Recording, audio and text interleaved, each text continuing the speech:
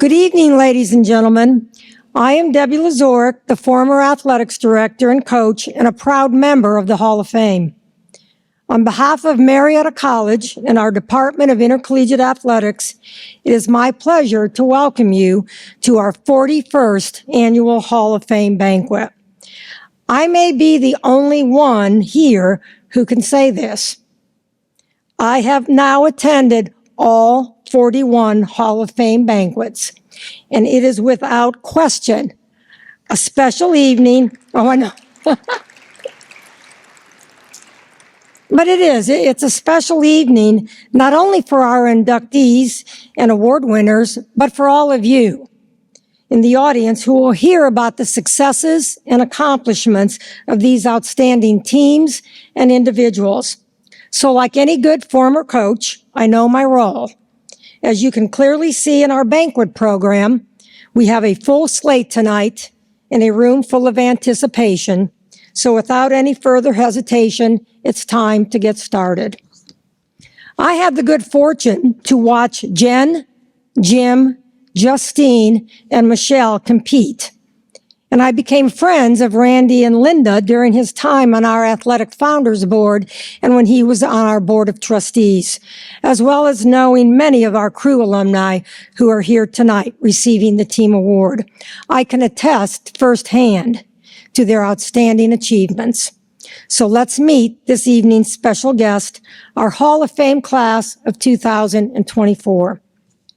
We begin with our Hall of Fame team award winners from the sport of men's rowing. Each of the teams will be seated here below. The 1963 varsity heavyweight 8,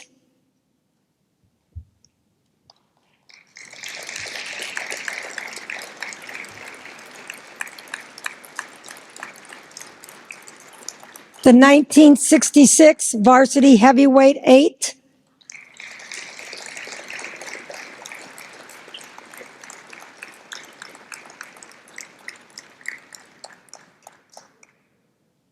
and the 1967 varsity heavyweight 8.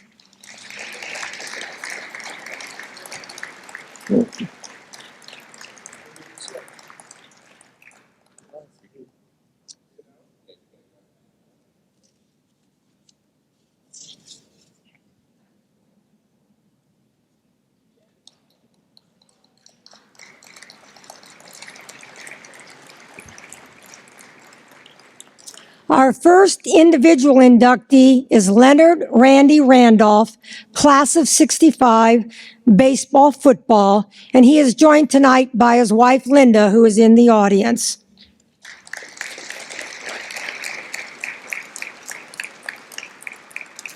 A warm round of applause for Jim Thibodeau, class of 90, baseball. Jim is escorted this evening by his wife, Kimberly Duggan.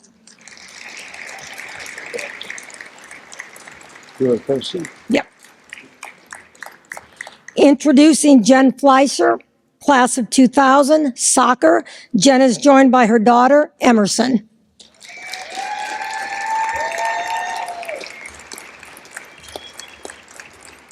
Our next inductee is Justine Paganhart, class of 2008, basketball. Justine is accompanied by her wife, Sarah Paganhart.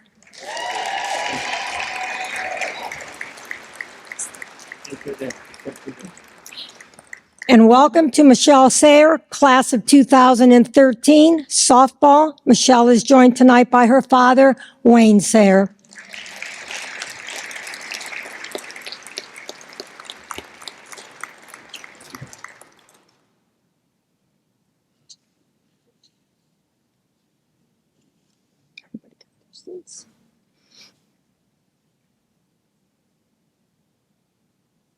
Ladies and gentlemen, the Hall of Fame class of 2024. You can be seated. You can be seated. You can all be seated. At this time, I would like to introduce the president of Marietta College, Dr. Margaret Drugovich.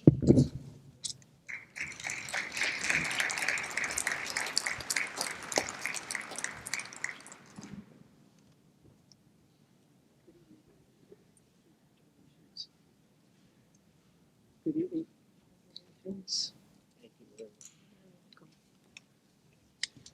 Good evening, congratulations. Good evening. I'd like to thank Director of Athletics Larry Heiser, the entire athletics staff, many of whom are here this evening. We couldn't do what we do, this transformative experience, without them. I also want to thank the Hall of Fame Selection Committee and all of you who made the effort to be here to celebrate the class, this exceptional class of Marietta pioneers. Every time I speak with prospective Marietta students, and I do it often, I tell them, you're about to do something amazing. By choosing to continue your education at Marietta College, you will change the course of your life. You have to face forward to go forward. You'll find that inspiration here. It's one thing to hear this from me. I wish they could be here tonight to witness it in you. You are accomplished professionals. You are also four-year starters, multiple letter men, multiple letter women, history makers, and record holders. Here at Marietta, you learned how to show up, work hard, support your team, maximize your talent, coordinate your effort, and find out who you are and what you're made of. You played for and learned from legendary coaches like Hall of Famers Gene Arbuckle and Ralph Lindemood. You studied everything we had to offer. You learned from exceptional faculty and from each other. You graduated prepared for multiple careers, for promotions, for inevitable disappointments, for bad bosses, for good bosses, for unpredictable change, and for excitement, for new horizons, all the stuff that makes up adult life. You were made ready here. Having spent my career in higher education, I've seen what derails student success, and I know what keeps students on track. It's what I call stickiness. That thing, that person, that experience that sticks to you and keeps you facing forward. That silent partner walking beside you who will not let you fail, who will not let you fall. Yesterday, I had the opportunity to speak with an alumnus about the difference Marietta, and in particular, Marietta athletics, made in his life. And he said, I wasn't the best student, but every year I wanted to come back to play. He did. He played. And along the way, he gained confidence, made lifelong friends, and finished his degree. He graduated with the degree he wanted and the experience he needed to move ahead. How often I have seen this. Students seeking a place to stand, and they find it standing with their teammates.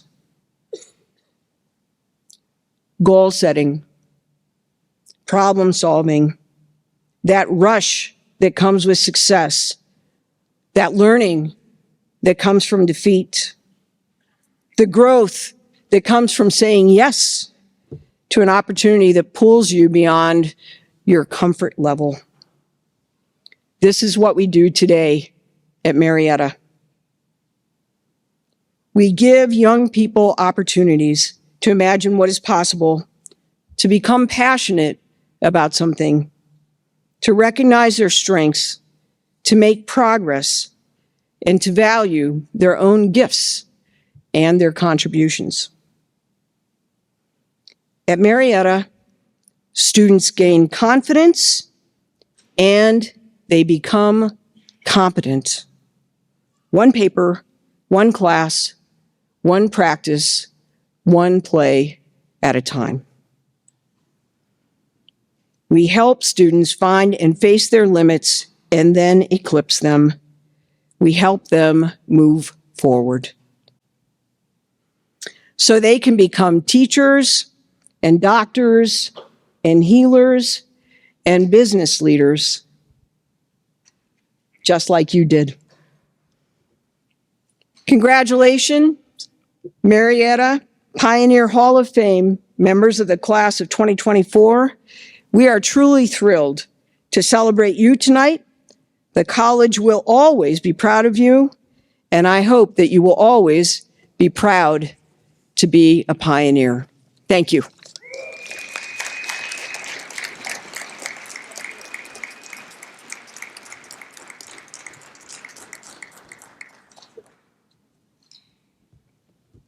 At this time, I would like to bring to the podium Marietta College Director of Athletics, Larry Heiser.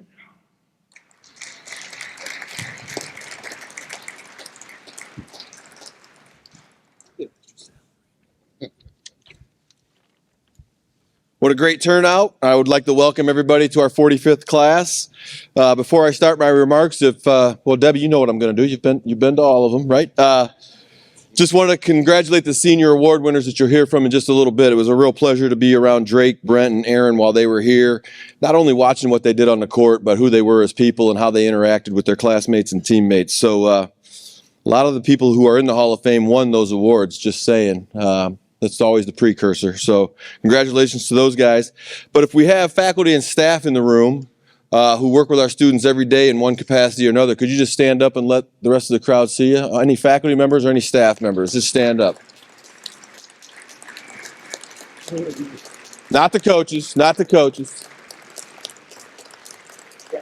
This is a new one, but since we have the rowers going in this year as teams, I really do want to point out and thank the efforts of Brent Haney, Kevin Suter, and Dave Nystrom for the series of events that were just terrific. So if you guys could just give a wave over here. Brent Haney, Kevin Suter.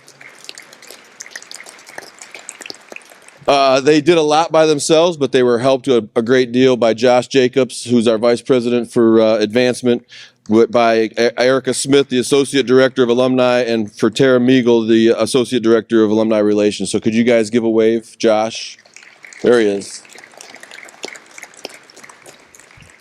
And then the ones that wear boxing gloves for 3 hours on a night in October before we get to this point is our Hall of Fame committee members. Could you guys stand up and take credit for this class? Hall of Fame committee members, please stand up.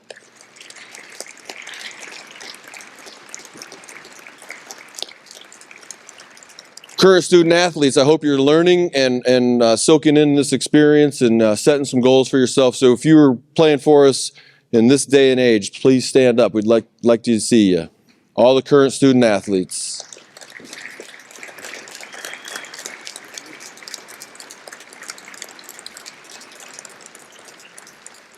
And our head coaches, assistant coaches, and athletic training staff. Those are the guys that are pushing the buttons. So now the head coaches, assistant coaches, if you guys could stand up, and our athletic training staff.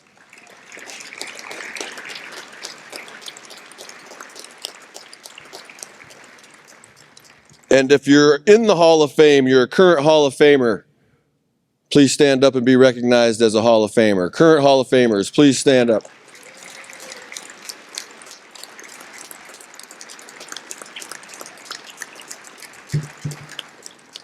And everybody's been saying thank you to me, but I don't deserve any of the thanks. Really, Mariah Haynes has been paying so much attention to detail. Mariah, will you please stand and get a round of applause? Mariah, way over there. And I do like to just maybe before we get to the 41st induction, give a precursor of what's going on in our department right now and highlight a little bit of our department and our student athletes. So first of all, I want to thank publicly Coach Andy Waddle and his staff for having an 8-2 season of football this year. Since 1906, it's only the fourth time that the Pioneers have won 8 games in a season. Andy was named Coach of the Year for the second time in his career at Marietta College, which is a first among football coaches at Marietta. And I think it's a credit to Andy and his staff that we're playing tough, hard-nosed football with great young men, each of whom I think would be welcomed at all your dinner tables should you invite them. So congratulations to Andy for that. Coach Newman, Christy Newman on our volleyball staff, finished second in volleyball this year, produced her second consecutive All-American in Maggie Fellers, and Christy was the coach of the year, only the second coach of the year in Marietta volleyball history. So congratulations to Christy. I know the women's soccer team maybe didn't have the kind of year that you would say the record books would hold high, but I think with the addition of Zach Votra and the vision and purpose and attention to detail that he's restored in that program, I'm really excited for the future. So I know Zach is recruiting, but congratulations to the women's soccer team for having a great year this year. We have 3 coaches on our staff currently who are the winningest coaches in Marietta College basketball history. So Coach Vivian, did you just get number 133 or 134 today? He's not sure. But Cole Vivian is the winningest basketball coach in women's basketball history. Earlier this fall, Coach Bergen, a 1986 graduate of Marietta College, won his 84th game and became the men's soccer all-time career leader. And then Coach Vanderwall just keeps piling up wins at 324. Was that 324 or 325 today? But he's ahead of his next closest pursuer by more than 100 wins. So congratulations to those 3 guys. Coach Brewer's name probably should be mentioned as 770-something victories, but he follows a guy with 1,400 victories. But we fully expect the baseball team to make another run in the NCAA tournament and to be playing with the top guys in the country. We are looking forward to another NCAA run in softball, and we're looking forward to 2 great years in lacrosse. And with the contributions of our new track coach, Coach Putnam, we're looking for some depth and expertise in the track program. So all in all, I think we have a deep program full of excellence, and we'll be talking about some of those guys in the future. So thanks for coming tonight, and let's get on with the class.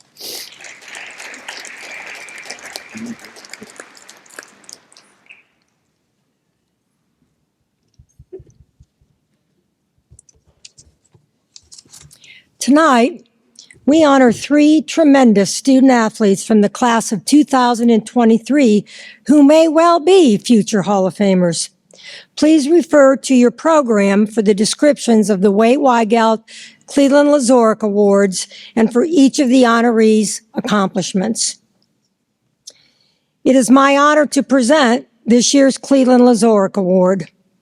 Aaron Hahn played 4 years for head coach Cole Vivian and was a key member of the most celebrated women's basketball team in Marietta College history, leading them to advance to the Sweet 16 for the first time in the program's history. She was the team's catalyst with her tenacious rebounding and post defense. Erin worked hard and showed the due diligence it took to become not only a starter, but played in every game but one in her 4-year career. She was a dominating force at her position and led her teammates to perform at their best. Her opponents knew they were in for 40 minutes of tough play as Erin established herself around the basket and fought for the rebound. Here's what Coach Cole Vivian had to say. When your best player is your hardest worker and most coachable player, special things can happen. Erin was a major part of our offense and defense over her 4 years as a pioneer and one of the big reasons we were able to make back-to-back NCAA tournaments. She also did a great job connecting with her teammates and being a leader for us.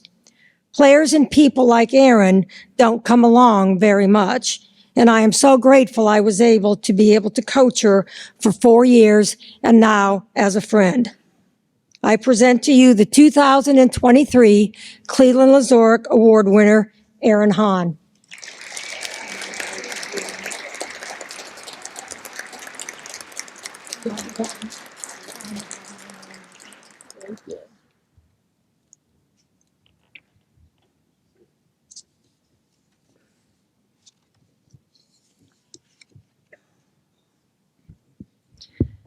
Brett Carson was a 5-year letter winner in baseball, joining the Yetta Express his junior year as a transfer. He quickly made his mark among the elite, joining a long list of Marietta baseball All-American and All-OAC players. Whether it was getting the big hit or taking the mound, His exemplary athletic skills made him one of the most versatile players on Brian Brewer's squad. His career culminated in earning first-team All-American and signing a professional contract at the conclusion of his final season. Here is what his head coach, Brian Brewer, had to say. Brett was arguably the best two-way guy we have had in our program since Joe Thomas, who was a two-time National Player of the Year. As a transfer, it can sometimes be difficult finding your place in a program, especially one loaded with All-Americans. But Brett made the transition seamlessly. And this was made possible largely because he was really good, but also because he was truly a team first, I just want to win, and whatever you need, coach, kind of guy. Brett is a truly special young man from a truly special family that we were fortunate to have in our program. Ladies and gentlemen, our 2023 Way Wygott winner, Brett Carson.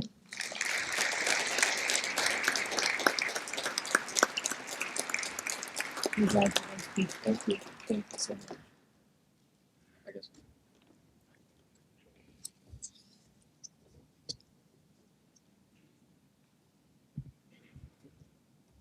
Our second Way Wygott Award winner earned 5 varsity letters in football while playing for head coach Andy Waddle. Drake Newberger was a key catalyst in the recent success of our football program. He was a force to be reckoned with on the football field and was a fierce competitor. The OAC, long considered to be the best Division III football conference in the country, proved no intimidation for Drake. He loved competing against the best. His passion for playing the game and delivering the big hit was contagious. The most important statistic for him was the team's win-loss record. And I can tell you, Drake made Saturdays at Don Drum Stadium a whole lot of fun. Here's what head coach Andy Waddle had to say.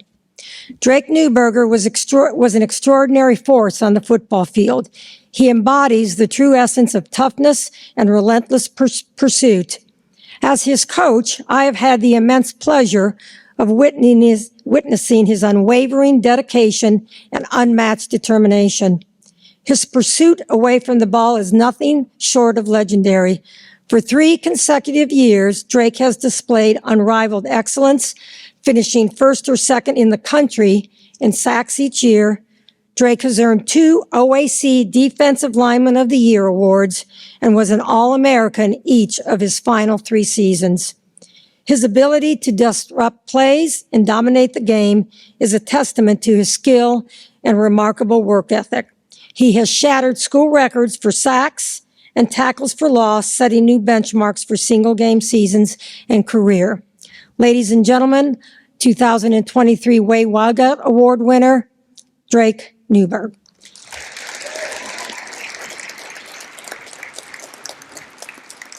Thank you very much. I appreciate it.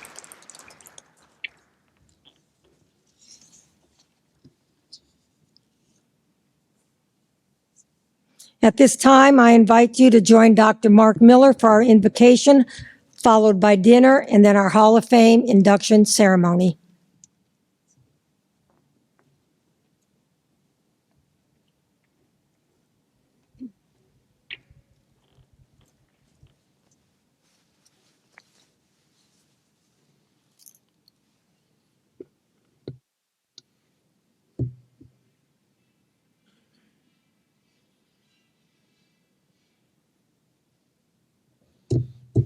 I like that.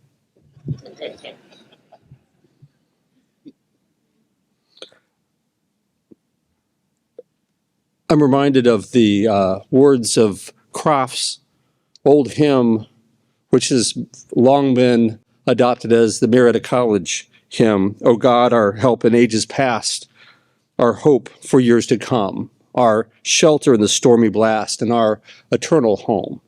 I invite you to join me now as we pause to give thanks for this occasion. We thank you, O God, for the meal you've provided for us and for this occasion to honor the great achievements of those who have come before us and who are here now to be recognized. And while we are pleased to celebrate the fame of those being honored here, we are mindful that Regardless of our fame here, you are no respecter of persons. Regardless of our state, of who we are, of where we are, you envelop us in your love, in your acceptance. That you see us all as equally, wonderfully made creatures of your love. Help us to be instruments of your love and your peace and your reconciliation in these times of strife. Help us to always seek your guidance as we seek your paths. Bless us now, and may we be a blessing to all we meet. Amen. At this time, the Parkhurst dining staff are going to be releasing tables, and so if you'll make sure that you go when you're asked so we don't have too much of a stampede or a bottleneck at the tables, and enjoy your meal. Thank you. Please refer to your program for a detailed description of each inductee's accomplishments.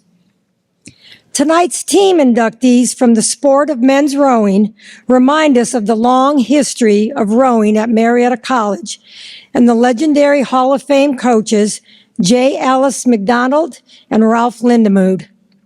As a proud founding member of the Dadvale Regatta, Marietta College crews have left a legacy of championships, outstanding coaches, and rowers. As you hear the names of the rowers from the 63, 66, and 67 crews, 9 of them are in the Hall of Fame. So it is fitting that tonight we honor and recognize the members of all 3 crews. So introducing, beginning with the 1963 crew, if they could come forward to receive their medals. Bow seat, Harry Broom. 2 seat, Steve Mulvihill. 3 seat, Jeff Foles. 4 seat, Charles Weaver. 5 seat, John Weiser. 6 seat, Jim Byer. 7 seat, Dave Brown. Stroke seat, Bill Keister. Coxswain, Dale Van Voorhees.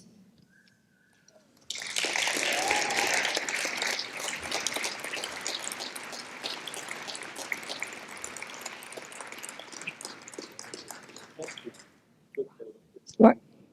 Get your photo.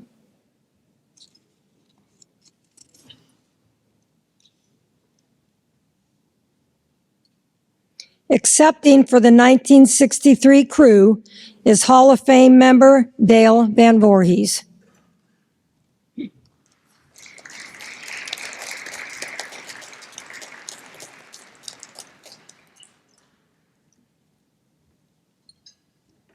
I'm truly amazed. This is the first time in all the years I've known Marietta College I got up with a microphone. So you're about to know. Be very quick and short. I came here in 1959, and I'd never heard of a rowing team before in my life. And I said I was going to make out and do it. And I met Ralph Lindemood, who was the coach his first year. And I rowed my first year, went from 155 weight down to 125. He called me at the end of the season and said, you either quit or become a coxswain. And that's how I got there. We had some great times and historic times. Had one time where Ralph was riding on his boat with a little 5 horsepower motor, and I worked him so that he hit shore, and he really never forgave me for that one. But I had control of the crew. So anyway, it's great to be here, and thank you for inviting me. Take care.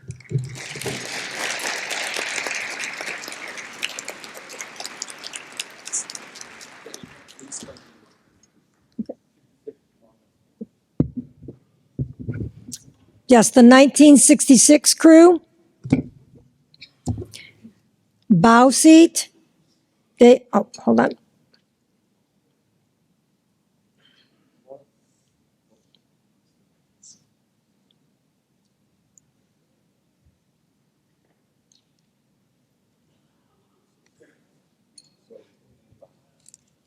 Dave. Hi, Dave.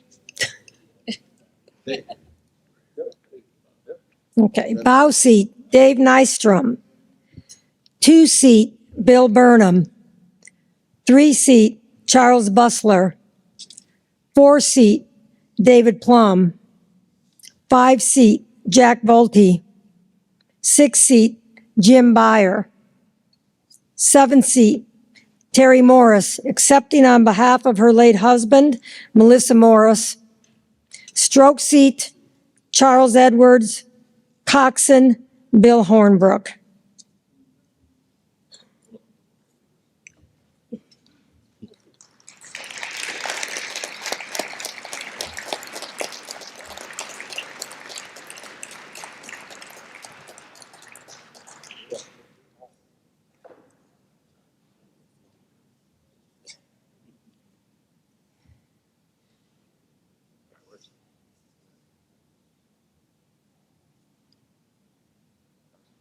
Accepting for the 1966 crew is Hall of Fame member Jim Byer.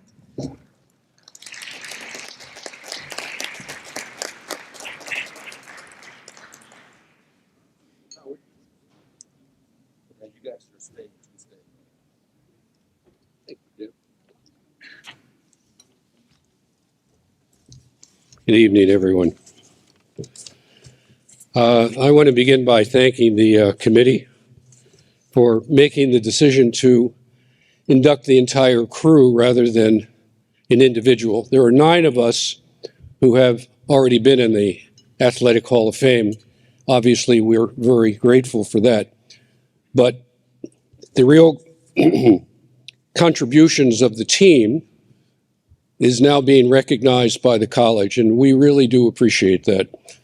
I'm going to take a couple of the minutes that my 1963 Coxswain didn't use, if you don't mind.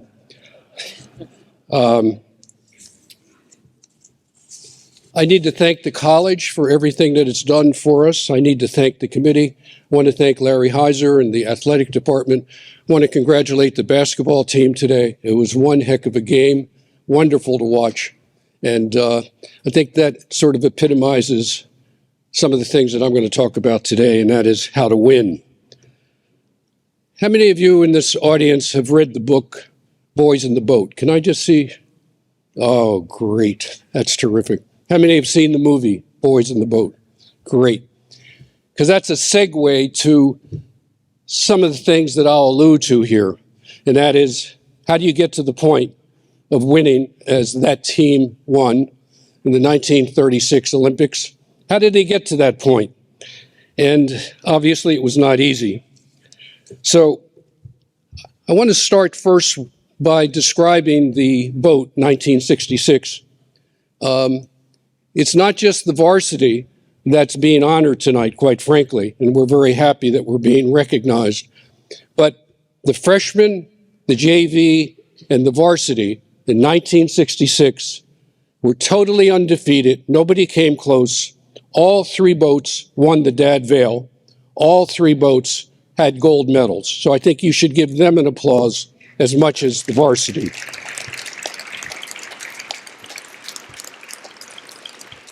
I would be very remiss if I didn't describe some of the individuals in that boat. Crew is a very unusual sport for a lot of reasons. One of the reasons is that it gives an opportunity for young men and women who may not be able to do anything else athletically to participate in that sport. And I'll give you the best example. In the 1966 boat, and I don't mean to insult anybody, if I threw a ball from 10 feet to them, 3 of them would not be able to catch it. There you go. So what each of the individuals in that boat possessed was a competitive spirit. So even if they could not catch a ball, they were competitive. And the competitive spirit and everything that went along with the definition of that word is what made for that 1966 varsity shell, as well as I would assume as well the freshmen and the JVs, victorious throughout that entire season. So those are some of the qualities. Other things that happened to the boat in 1966, which some people may remember in this room, that we used to have floods in this town. 1964, 1965, this town was flooded. We rode in that flood. And some of the people who were in that varsity boat, myself included, in 66, between 64 and 65, rode in the floods. We happened to get our picture in the back of Life magazine, which spread the word about Marietta College. It induced, I think, and attracted so many people to apply to the school because they were wondering what fools can row in the middle of the city with stop signs over our heads. We must have something special about us. So that was the cruise shell in 1966. We also don't speak a lot about academics in this particular venue. We're all athletes, scholar athletes. Let's talk about scholarship. The crew teams historically have had the highest GPA of any school, of any sport, I would say, at least during my 4-year tenure at Marietta College. And that's because of the attributes that we possess, the self-discipline that we had, the conscientious efforts to succeed, all translated to great academics in the classroom and professors who really respected us. And the relationship we had with the professors here was unbelievable. And I hope that still continues. So, what did it take to be successful? Several things. I got your back. Do you ever hear that expression? I got your back. In rowing, those of you who have read the book or seen the movie, that's all we see is somebody's back. I got your back, physically and idealistically. There's no other sport like that. So whether you're in the bow seat or if you're the stroke looking at the coxswain, he's the only one that doesn't look at a back. That expression, I've got your back, epitomizes, I think, the spirit of this particular athletic endeavor. And our crew teams in 1966, you'll hear from 1967, were the same. And we would not have won in 1963 if we didn't have each other's backs. So what did it take? Perseverance, trust, guts, and I would say an affection for each other that goes beyond, I think, most other sports. It also takes a coach. I want to talk a little bit about Ralph Lindemood, and then I'll sit down. Many of you knew Ralph Lindemood, and if you didn't, I'll tell you that he was a very special human being. He fought in World War II as a bombardier in the B-29s. He had about 29, 30 missions over Germany and Poland. He was shell-shocked when he came back because a B-29 above his plane dropped a bomb right through the airplane that he happened to be a bombardier in. If that doesn't shell-shock you, if that doesn't give you some sense of mortality and also a value of life, I don't think anything else would. He came back and started to coach here in 1959, as has been stated. He was a very special human being. He invigorated us, he trusted us. When I talked about GPA, grade point average, he made sure that every one of his oarsmen throughout all the years that he was here, up until 1984, I believe, is when he retired. I would suggest that the GPA of the crew team was consistently higher than most of the other sports. And that doesn't demean the other sports. It just means that he paid a lot of attention to us and made sure that if we were in trouble, he was going to be there for us and help us. So I want to quote, and then I'll sit down, from Brent Haney's book. Brent wrote a book called Answering the Call. And Brent, I'm going to quote you in your book. It talks about Ralph Lindemood. He was fair, tough, patient, and wanted only what was best for his oarsmen. His lessons for life for all of us really came down to this: never allow yourself to get outworked by any person or by any team. And I think that says about the best I could say about this sport, our crew teams, the 1966 team. And I hope that the fellow athletes, scholar athletes that are here in this community will leave a legacy as I hope we're leaving. And what that means is leading your life with great morality, with character, with hard work, and giving something back to this college. This college needs you. This college needs you in many, many respects. So with that, I want to congratulate my fellow inductees, especially Lenny Randolph. I saw him play football during my years here, and he was spectacular. And you earned this position today. Thank you very much.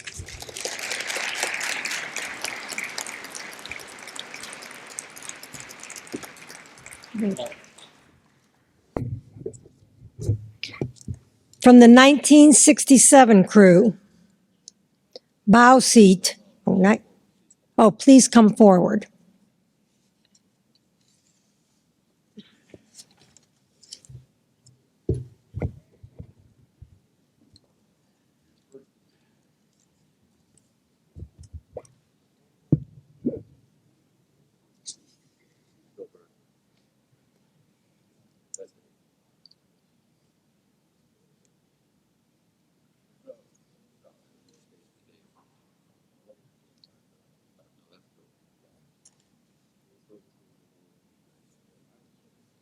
Ready?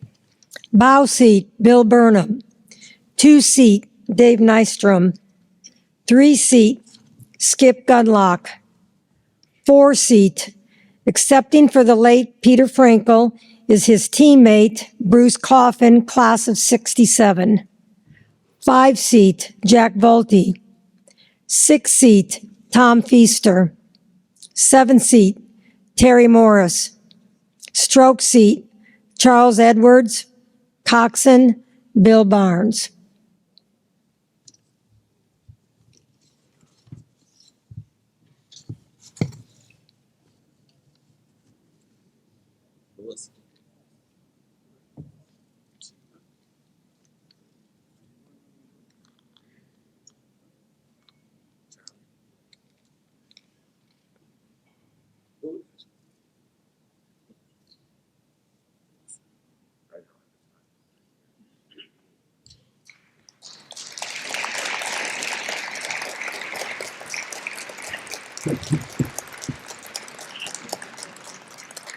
Accepting for the 1967 crew is Hall of Fame member Bill Burnham.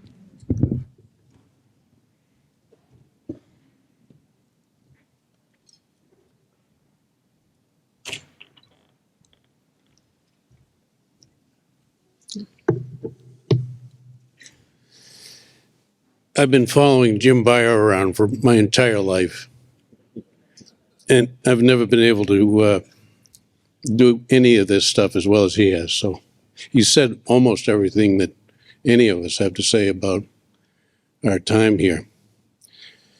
The 67 boat just continued on with what the 66 boat did.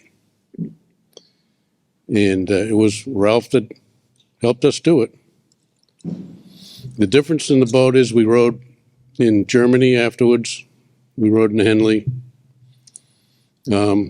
And when we got to Germany, we lost for the first time in 2 years.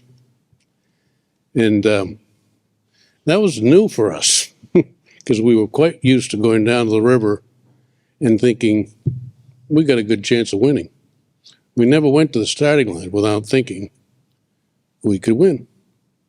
So then we went on to Henley, England, and we did better there. But we got we drew the winning crew in our category, and they went on to win the ladies' plate, which we were in quite easily, and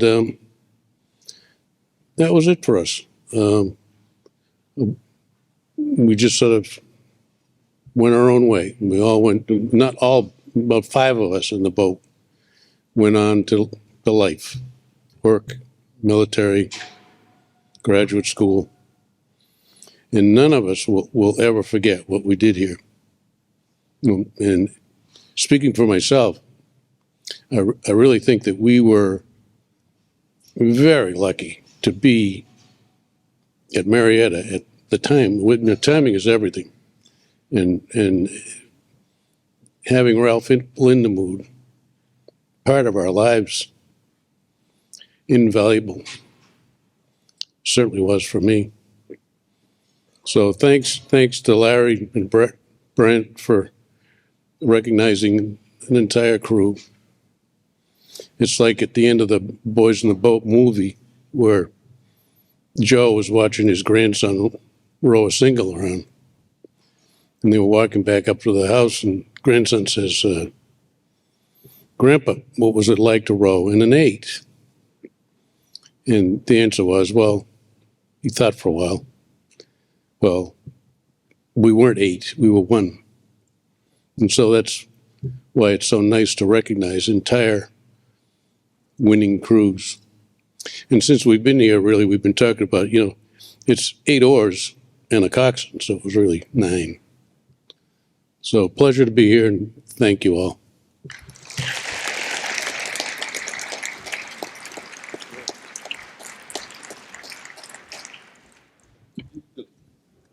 Oh, Bill? Didn't want to forget that. My badge. Forget that. Thank you. Such a pleasure to be Now we will present the individual Hall of Fame inductees. Randy Randolph is more than the first inductee to be introduced. He is the first ever Major General to become a member of the Athletic Hall of Fame. His athletic career entailed 2 sports, baseball and football, but football is where he spent all 4 years and became a standout to his team and teammates. The era in which Randy attended MC, the early 60s, was not always an easy time for a young black man in a small college in Southeast Ohio. Although there were challenges that never deterred Randy from embracing his academic and athletic career. There were not consistent statistics kept for him, but it was made clear by his teammate and travel roommate, Bob Wolfarth, who is a member of our Hall of Fame. And here's what Bob had to say. Statistics were not going to tell the whole story for Randy and the contribution he made to our teams. I had an all-OAC and Hall of Fame career as a split-end receiver because of Randy. He lined up on the other side of the field as a flanker, and because he was a deep threat, the defense put 2 defenders on him and left me open or one-on-one.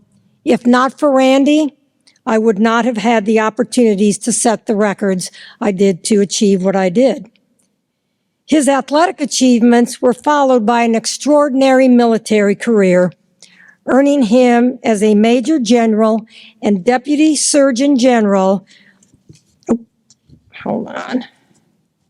of the United States Air Force, which included being the lead medical officer for the Air Force operation of Desert Shield and Desert Storm. I was honored to invite Randy to be a charter member of our first Athletics Founders Board, which was a capital fundraising group. And then he went on to become a member of our Board of Trustees, and it all culminated when he received the college's highest honor, induction into the Marietta College Hall of Honor. Randy is retired but active in many nonprofit organizations. He and his wife, Linda, live in Blue Ash, Ohio, and have 5 children, Brian, Nathaniel, Holly, Chad, and Judd. Ladies and gentlemen, I present to you Major General Leonard Randy Randolph.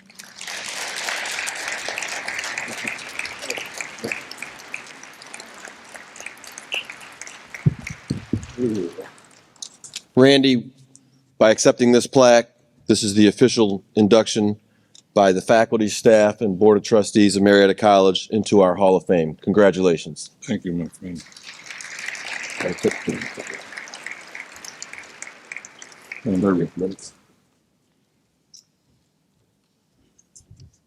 Well, I've looked at a lot of these. None of them look like me.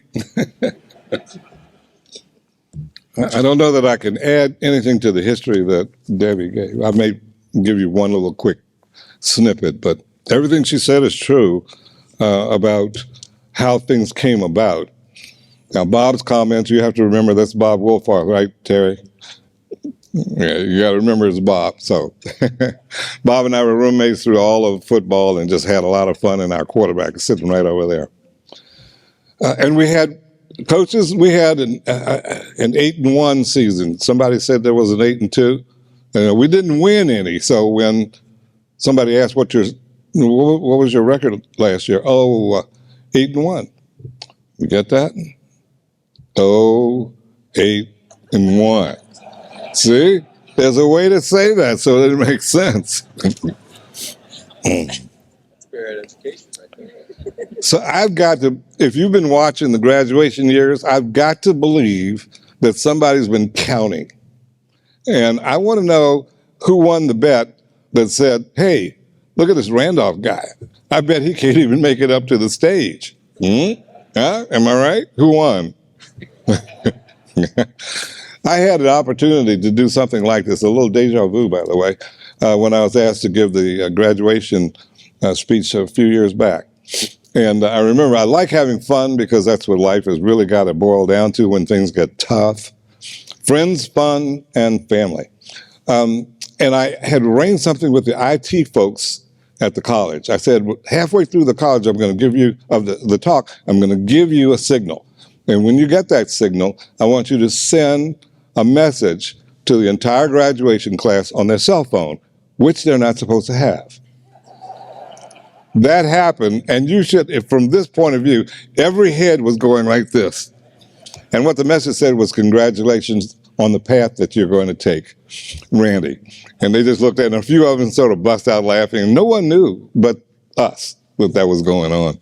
So I like doing stuff like that because they remember. They remember.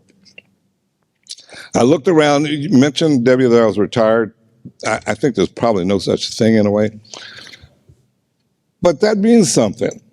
And the one thing it meant to me when I read the invitation after getting this great call from Larry was retired, dress code, business suit. And I said to Lynn, I said, honey, I'm not even sure I've got clothes. The official uniform for a retired individual are PJs and sweatpants. And you can ask her, I've been in them here. So I had to look around and make sure I had something that I could wear to come up here. And then people are always asking, what do you do? And I think, I'm retired. I do whatever I want to do. Because every day is Saturday.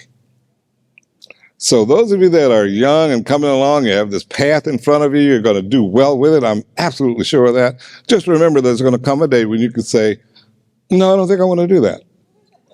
And there won't be any real consequence. And it'll also come when you're going to say, every day, they'll ask you what day it is and you won't know. You won't know because every day is Saturday. So remember that you heard that first here if you're hearing it for the first time. I just really want to thank everyone, the committee, my fraternity brothers, the colleagues, the staff. President Dragovich, thank you so much for being here, and thank you for your invitation. I'm sorry we couldn't do anything this time, but we will. And I often look at this and think, well, I don't really feel like I belong here, because you won't look beside my name and see conference this, all conference that, and this, that, and the other award. And I don't know that it's not because it couldn't be done. It's just as Debbie said, things are different back then. So when I say I thank the college, I want you to know that I mean that in many different ways. For this opportunity, Debbie called me some years back to say, hey, we're thinking of nominating you for the Hall of Fame. And I said, why? Well, it didn't happen that year, so I had a good why, I guess. And then Larry cared. I said, oh, well, maybe they're persistent. And I think what it really boiled down to, and you'd have to ask them, the committee. And thank you to every member of the committee. And I saw a number of you standing up. But I think it boils down to, I'm not even sure how to say what I'm thinking now. It boils down to a life. And what I'm hearing, as people have talked already, and I know you're going to hear even better things coming up, is that, and this country needs this more than anything I know today, to understand that oneness and togetherness doesn't mean sameness. There are things that you can do where you completely disagree, but you are talking to someone who you can't find fault with what they say or do. Maybe that's the time to compromise and go that route, etc. We're not doing that well today. And we need to get better because there are lots of people who would like to supplant us as the #1 country in the world. So just think about that when you're out and watching and listening with people. What is it we can do to bring this and this more like that? It's critical, I do believe.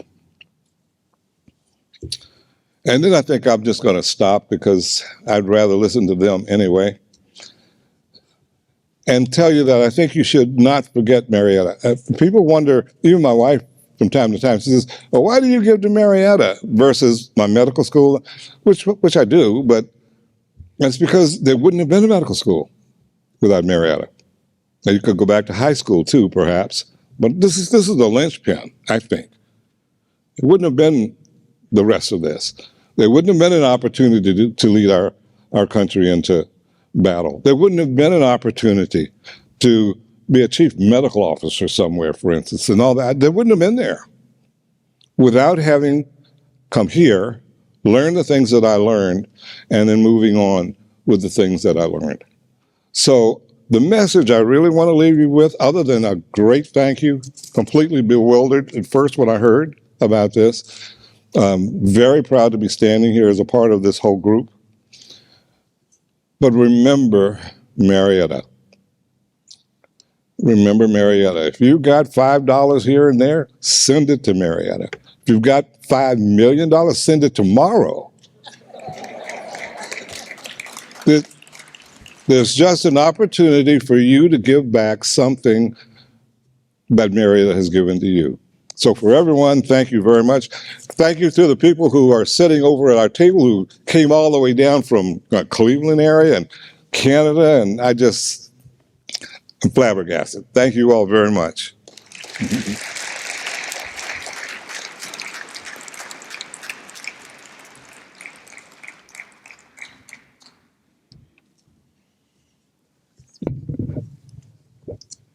Our next inductee is Justine Paganhart. Justine played 4 years during a time of great transition of coaches in our women's basketball program. But her perseverance and tenacity gave her teams the much-needed stability to go out and compete. Wins at times came hard, but that did not deter the determination of Justine to lead the team by her example of hard work and toughness. Her slashing drives to the basket, three-point shots made her presence known to every team the Pioneers played, but especially in the OAC, where she achieved all OAC honors 3 consecutive years. It should be noted that while playing 4 years of basketball, along with 2 years of tennis, she graduated summa cum laude from Marietta and took what she learned as a true student athlete onto graduate school at West Virginia University School of Medicine. Here is what her senior year head coach, Jill Myring, had to say. Justine was one of the most competitive and hard-nosed players I ever had the privilege to coach. I remember stepping into the gym for that first practice in October, my first practice as a head coach, and wondering, well, who were my leaders going to be? I didn't have to wonder for long. Justine quickly identified herself as the type of player we wanted our program to exemplify. She was competitive in everything she did. Whether it was a warm-up drill, a 5-on-5 competition, Justine was going to win it. There was no one else her teammates would rather have in the trenches with them than Justine. Justine made my first year as a head coach memorable, and I'm so proud of everything she's accomplished since she left Marietta College. Justine is an academic emergency medical physician at West Virginia University. She lives in Morgantown, West Virginia with her wife Sarah and daughter Josie. Ladies and gentlemen, Dr. Justine Pagenhart.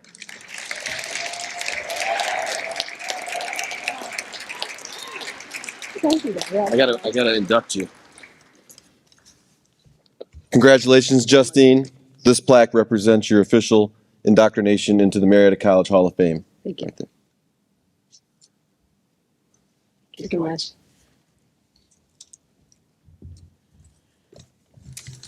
Thanks, Debbie. That was really nice. So ever since Debbie called me, and I might have missed a few calls, to tell me that I was being inducted into the Marietta College Athletic Hall of Fame, I've had, just a lot of emotions and time to reflect on this. I've had a chance to reconnect with some of my Marietta family and just really appreciate the positive memories I had of playing basketball and tennis at Marietta College. Nothing beats that feeling of running out on the Van Johnson Arena and being a pioneer. You truly have to go here to feel it. It's just a special place. The best part about my time at Marietta, however, was gaining some of the best friends I've ever had in my life. And they're still my best friends, my teammates. My Marietta girls, middle table there. We've been with each other through lots of ups and downs, not only just at our time at Marietta, but in the years and the past. And you guys have become my best friends, as I said. I'd like to recognize those who are here today, including Natalie Jackson, Natty J, Steph Dowd, Rowdy Dowdy, Amanda Caraher, AC, Chris Lee, Big Body, Jamie Beckett Bedoya, and I'm sorry if I ruined your name, Jamers, Jill Howard Landis, and Sav. You guys always show up, and that means a lot. I'd also like to remember Jen Wolfpack. I'd also additionally like to thank my foster family, Gary and Becky Best, who, along with their daughter Nicole, always treated me like family and really exemplified how great this community is. I'll just do my thank yous here. So I want to thank my parents, my father, who has always been my biggest fan, and my best friend. It's hard to put into words how much he means to me, but I know that we have just a special bond that needs to be unspoken. My mom, the secret lover of basketball and the best supporter. I can never think of a time that my mom hasn't come or supported me, and that means a lot. I can't imagine a more supportive mother. Love you both. To my wife, Sarah, she's definitely wins the Best Attitude Award in my life, and meeting her is the best thing that's ever happened to me. To my sweet Josephine, Josie, I hope that you have a life experience similar to my time playing college basketball at Marietta. I hope to instill in you the dedication, commitment, and teamwork that I learned from basketball. I would like to thank the Marietta College Athletic Department, including Debbie Lazoric and everyone on the Hall of Fame committee, for this wonderful weekend and continuing to change the lives of many college athletes. Basketball and team sports in general have made me the person I am today. I feel very fortunate for the life I have created. I believe team sports have been a catalyst to my success and have shaped my career. I knew when I started playing basketball in college that I was not going to quit. As Debbie said, there were some trying times, but I knew that the one thing my parents always told me was that when you start something, you finish it. This kind of discipline and dedication has lived on with me. There's nothing that can replace the feeling of being a part of a team. You miss those feelings of being yelled at practice or making a mistake and being the reason everyone had a sprint. No pickup games or old lady league can really replace that. I do not think I can overstate how basketball has prepared me for my career as an emergency medicine physician. My West Virginia University medical school interview was on the same day as senior day in Marietta, the game we had to play that night.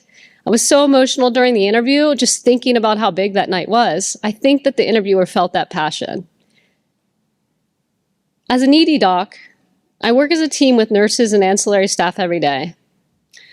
I thrive on the energy of taking care of sick patients together with my team. I think that is my nature, but I also think it's largely because of basketball. So to wrap up, I'm very deeply honored to be inducted into the Marietta College Athletic Hall of Fame. And thank you all.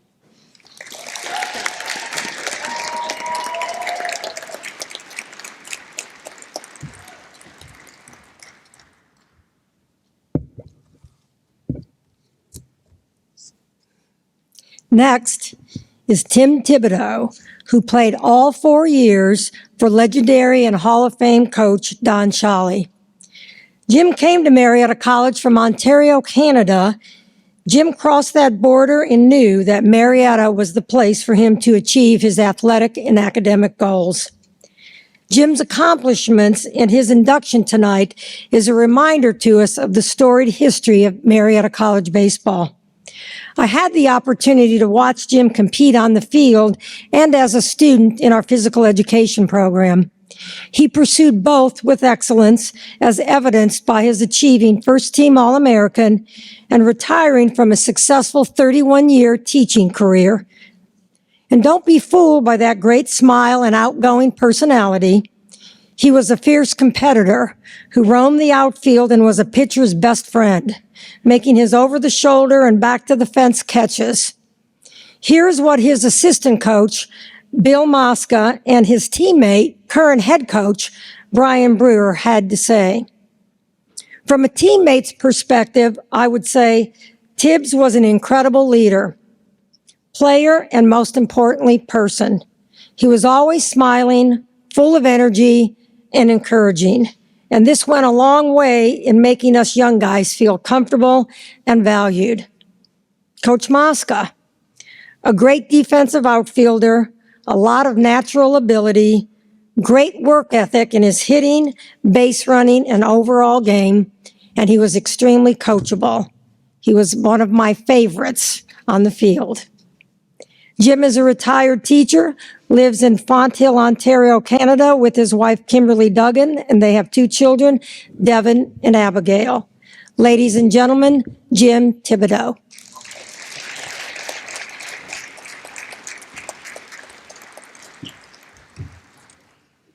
Perfunctory. You gotta look right out there. Thank you. Jim, this plaque certifies your official induction into the Marietta College Athletic Hall of Fame. Congratulations. Thank you.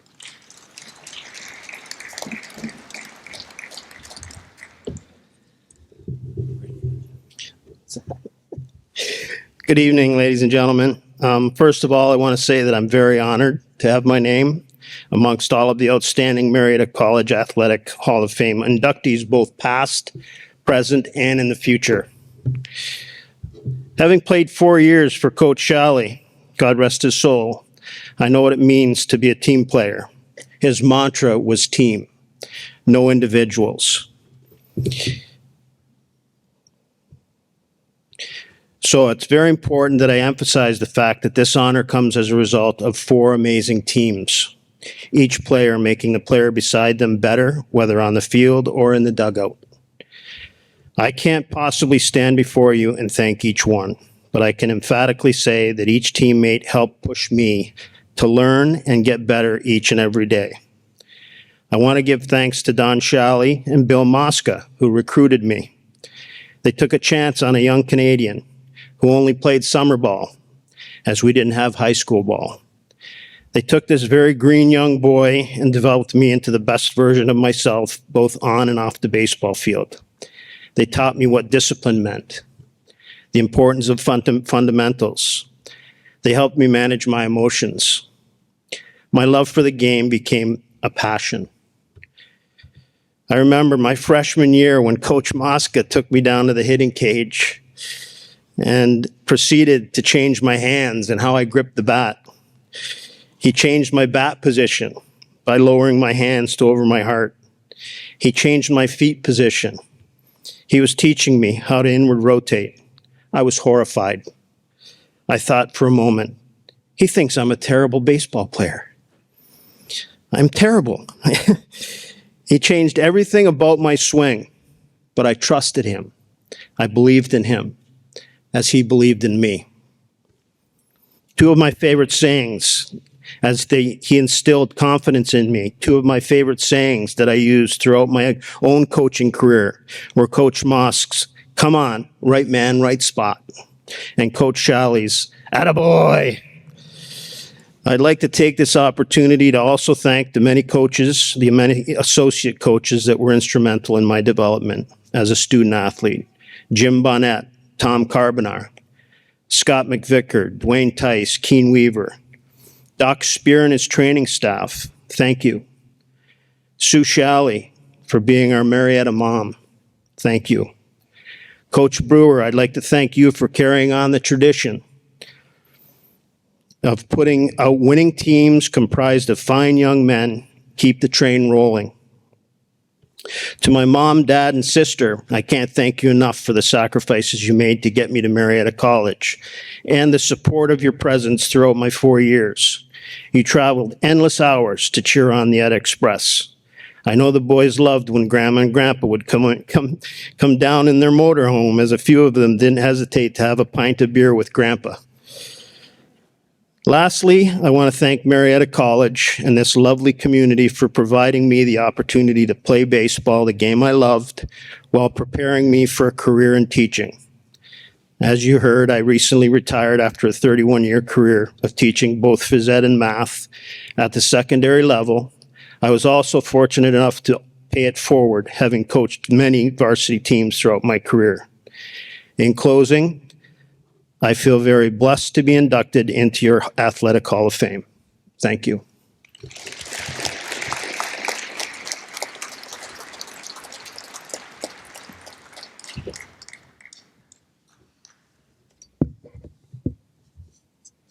Our next inductee was a 4-year All-Ohio Athletic Conference team honoree playing for head coach Lee Sears. Jen was a focal point of OAC coaches. When the ball was coming off the opponent's foot, you knew the odds were that it was going to get deflected or scooped up before getting close to that goal. Her long ball kicks from goal to the midfield or longer many times gave our team the advantage to begin their attack. Her perseverance, tenacity, and competitive spirit was always evident on the field. That and the leadership she provided was a large part of the team making the program's first ever trip to the OAC playoffs. Here's what her head coach, Lee Sears, had to say. As a young third-year head coach, Jen was a great addition to the program. Not only was she an amazing goalkeeper, 4-year All-OAC and second in program history in saves and shutouts, but she was a great person and teammate. Jen loved to play the game, but she loved her teammates even more. She was an absolute joy to coach, and I am so proud of her for this accomplishment and sorry I couldn't be there to celebrate her career and this amazing accomplishment. With all of that said, it is no surprise that Jen went on to compete in the Cleveland Fusion Women's Professional Football League and earned Special Teams Player of the Year in 2004. For the past 24 years, Jen teaches high school honors English in North Olmsted High School. She lives in Richfield with her partner, Andrea Saleko, and their 2 daughters, Emerson and Auden. Ladies and gentlemen, Jen Fleischer.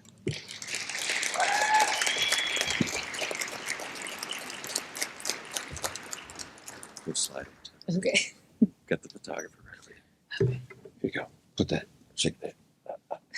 Jen, this plaque certifies your official induction into the Marietta College Hall of Fame. Congratulations.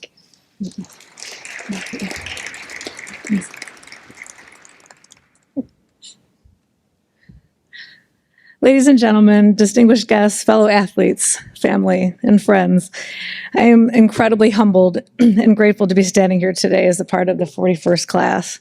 This induction is not just a personal honor, but a recognition of the village that helped me get here. I'd like to start off by thanking that village and no other is more deserving than gratitude to my parents, Ed and Jean Fleischer. They have provided unconditional decades of love and support. Soccer has run through my veins since I was 5, and I know that they enjoyed watching me run through the muddy puddles and yell, "Keeper!" at the top of my lungs. I will be forever indebted to them. My brothers, Eddie and Mark, are here with their spouses. I'm sure they're pretty proud of their baby sister, even though they still call me baby sister at age of 46. They're still overprotective as ever and probably wondering how I turned out to be the most athletic in the family. They might be thinking that chasing their little sister in the backyard counted as sport. Sorry, guys, it doesn't. Thank you for all of your support throughout the years. My partner, Andrea, and our 2 daughters, Emerson and Auden, are here tonight. You weren't a part of my Marietta athletic career, which is why it's extra special to have you here celebrating with me. Emerson, the one who actually made me a mom, is my escort this evening, and my youngest, Auden, escorted me this afternoon. I love you, baby. Finally, I'd like to thank my teammates, Kristen Price, Stacy Gentili, Julie Kinder, for making the trip back to Pioneer Nation. I doubt I'd be standing here had it not been for your support and talent on the field. It feels good to be back, doesn't it? I'm almost ready to put some cleats on and block some PKs from you 3. Maybe after dessert, right? It was 35 years ago. I remember it so clearly. It was a gray polyester long sleeve jersey. My 5th grade travel team sat around me as I unwrapped a box. Embarrassed, but also intrigued, I wondered why I was opening a gift before our game. As I held it in the air to shield the sunlight, I heard my coach explain, my dad's oversized t-shirt wasn't good enough. I did so well in the tournament as a stand-in goalie that they wanted to make it official, blah, blah, blah. Here's your first official goalie jersey. I remember thinking how it would have been an easier sell had it not been gray and polyester. Feeling a bit flummoxed, I didn't know what to say, and thankfully a teammate broke the ice and said, "Well, you do have to be part crazy to play goalie, Jenny." Excuse me, crazy? Count me in. Yes, that was the moment that propelled my goalkeeping career. And from then on, I lived between those 2 posts with purpose and passion. Purpose and passion stayed with me, and at the end of my high school career, I didn't want to stop playing. Like millions of other high school seniors, I started applying, talking to college coaches. But I quickly came to a brutal realization that I was too short. I had been awarded all conference, district, state my senior year of high school, and I was too short to play college ball.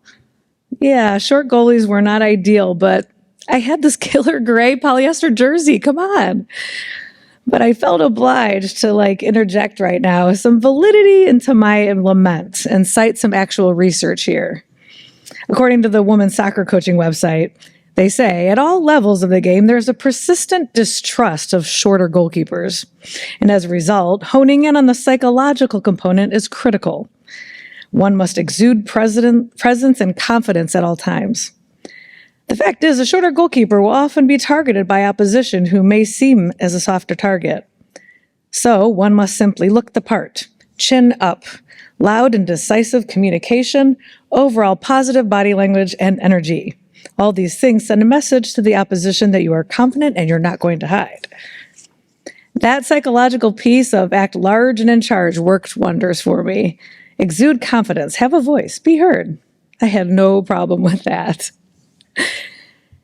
In all seriousness, though, if it wasn't for my coaches and my teammates from Little League and travel teams through high school, I would not have been successful.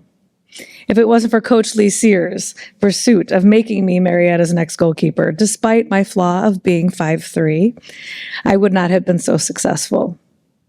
If it wasn't for KP, Kristen Price, I would not have been successful.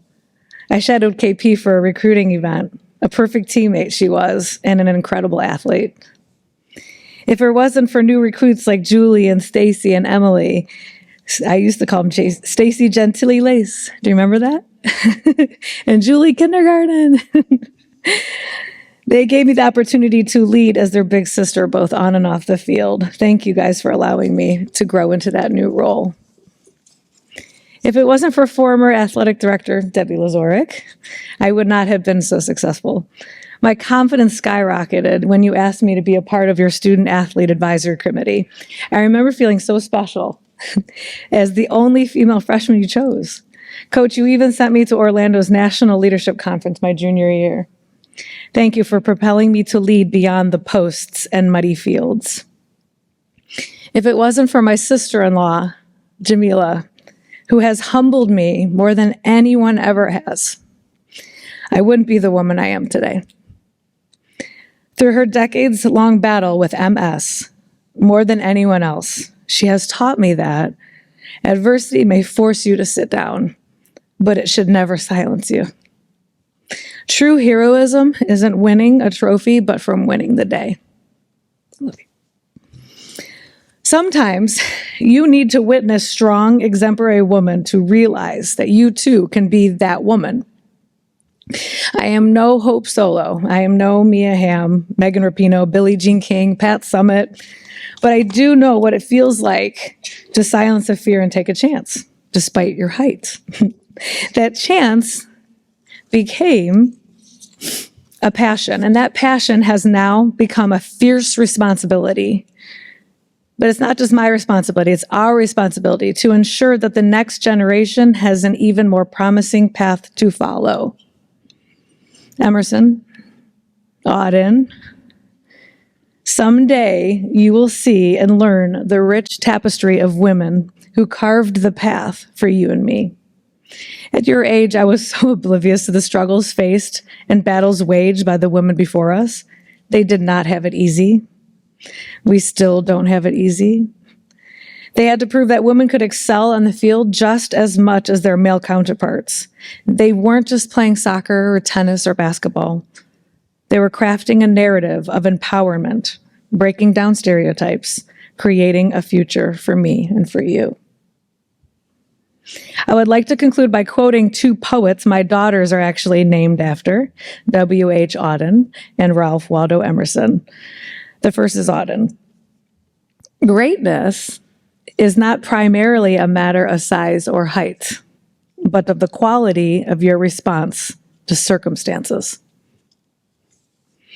And Emerson's words, make the most of yourself, for that is all there is of you. With immense gratitude and humility, I thank you all for this tremendous honor. I look forward to watching the next generations of girls don a gray polyester jersey, who feel passion and purpose in their veins, who proudly stand between the posts, voicing grit and fight in their cries of keeper. Thank you so much.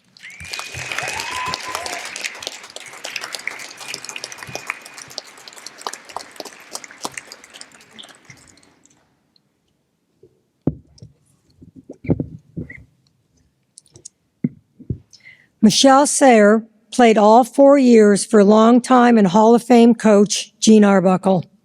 As a transfer in her first year, Michelle never skipped a beat after walking on to Marietta's campus in Marietta Field.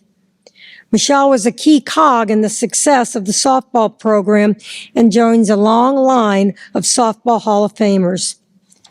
Michelle could make hard-hit ground balls look routine, and when needed, could make the spectacular catch and throw to first base or complete the double play. But as good as an infielder Michelle was, it was her dominant presence at the plate that most will remember. Not only a clutch hitter that could be counted on every time she stepped to the plate, but a power hitter who was a home run threat every time at bat. Opposing pitchers knew they were in for a battle at the plate when Michelle stepped into the batter's box. Here's what her head coach, Gene Arbuckle, had to say. I remember the first time I saw Michelle play ball. It was on a diamond in Parkersburg during playoff time. I was there to recruit a player from Parkersburg South when this diminutive shortstop from Ripley came to the plate and promptly launched a home run over the 225-foot fence. That player was Michelle Sayre. She was a terrific shortstop, but she was best known for her offense. She was without a doubt the best long ball hitter to ever wear the navy blue and white over the course of my 31-year seasons. She could change the outcome of a game with a single swing of the bat, which she did on numerous occasions. Players like Mitch come around once in a lifetime, and I was lucky to have coached her. Michelle is a mental health specialist at WVU Medicine Camden Clark Hospital. She lives in Ripley, West Virginia with her husband Nathan and her daughter Abigail. Ladies and gentlemen, Michelle Sayre.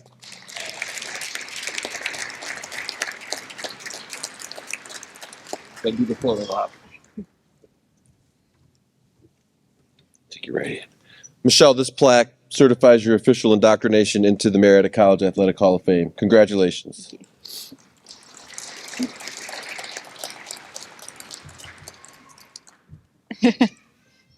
Thank you, Abby.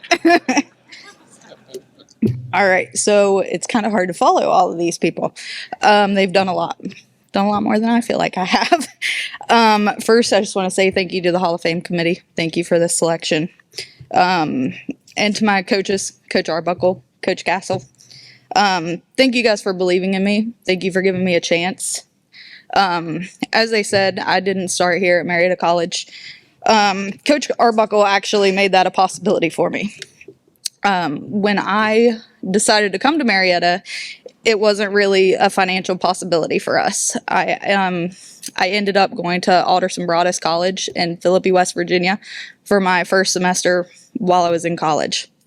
I decided that that was not the right fit for me, and Coach Arbuckle actually was able to help me get back to Marietta where I truly wanted to be, where I felt like I belonged.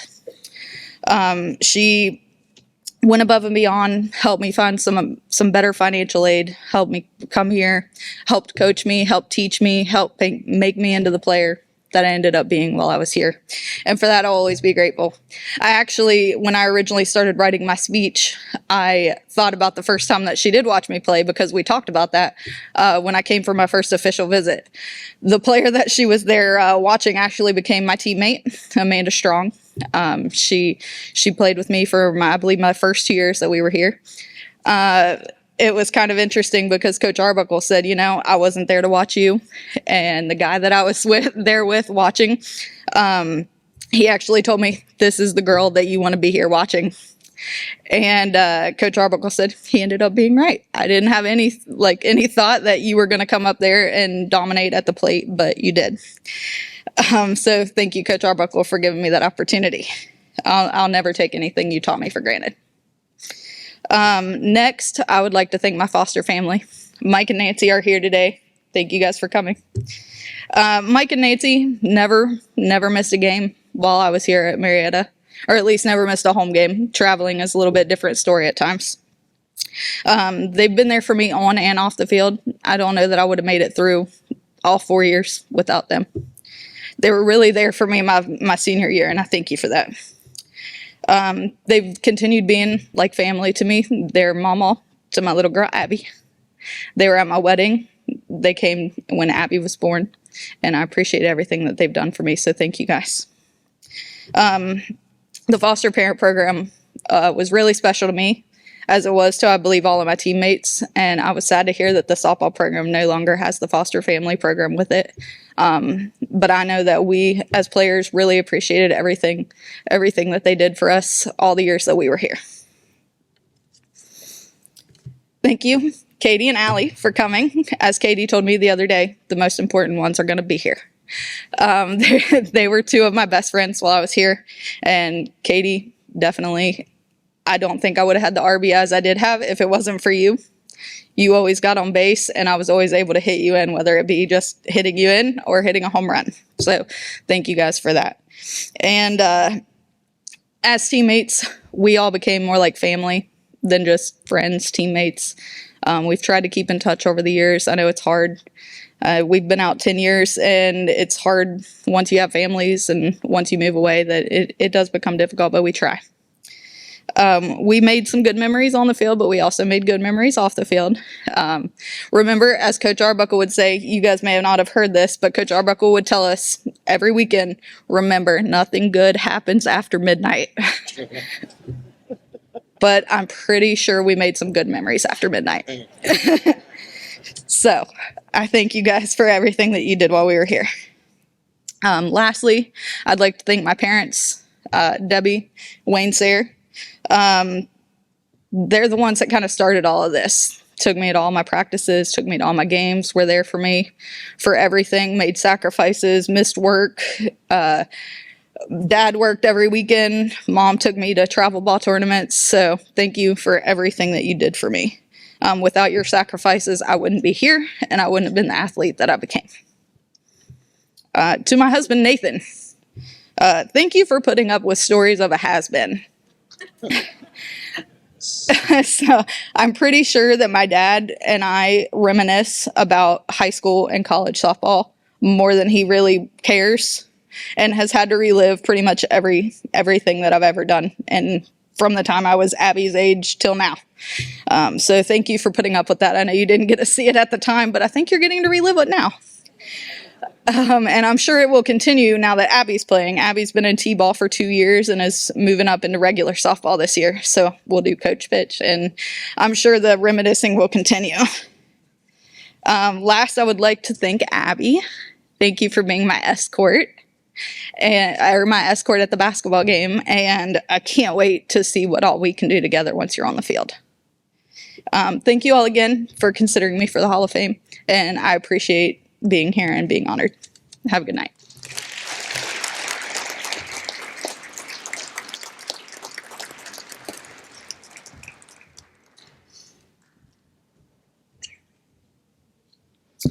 Well, I think you would all agree that we are proud and honored to have the class of 2024 join the Marietta College Athletic Hall of Fame. Again, congratulations to all of our newest members. Let's have one more round of applause for our new class.